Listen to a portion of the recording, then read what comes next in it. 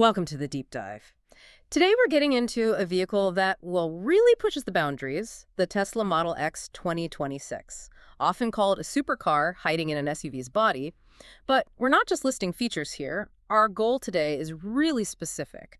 Focus right in on the big trade-offs. What makes this thing feel like pure genius, and what makes it potentially frustrating day to day? Exactly. The Model X is all about those extremes, isn't it? It's defined by them. Yeah. So to really get its value, you have to look at the amazing upsides right next to the documented downsides, side by side. Okay, let's kick off with the wow factor, the sheer performance. I mean, the Plaid version, hmm we're talking about that tri-motor setup, 3 Yeah, motors, and it's not just numbers on a page. Those three motors put out something like 11,020 horsepower which translates to what, 0 to 100 kilometers per hour? in about 2.6 seconds. Roughly. Think about that for a second. This is a big, heavy SUV, potentially with 7 seats. Uh-huh. And it can genuinely out-accelerate purpose-built supercars. It's frankly kind of insane engineering.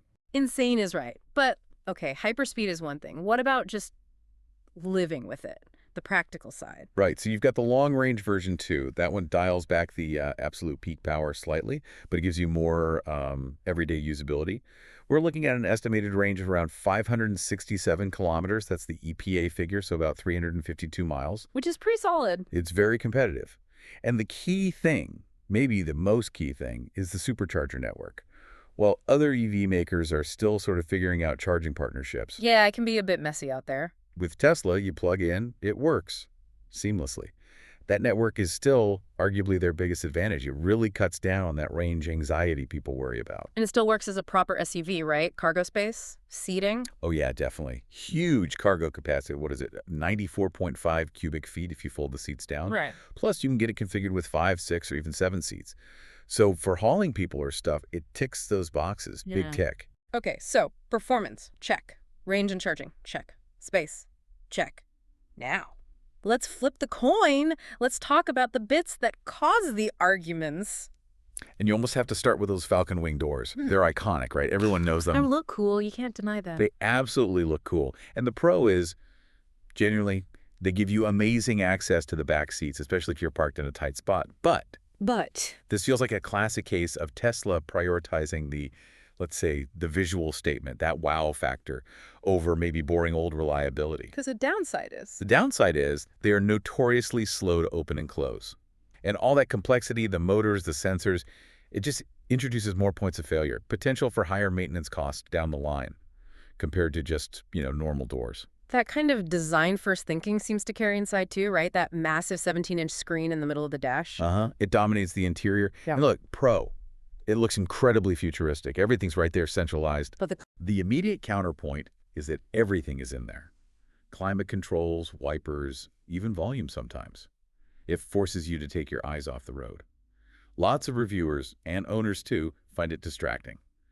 Maybe even less safe than having good old physical buttons for core functions. and sticking with controversial controls, the yoke, the steering wheel, or lack thereof. The yoke, yeah.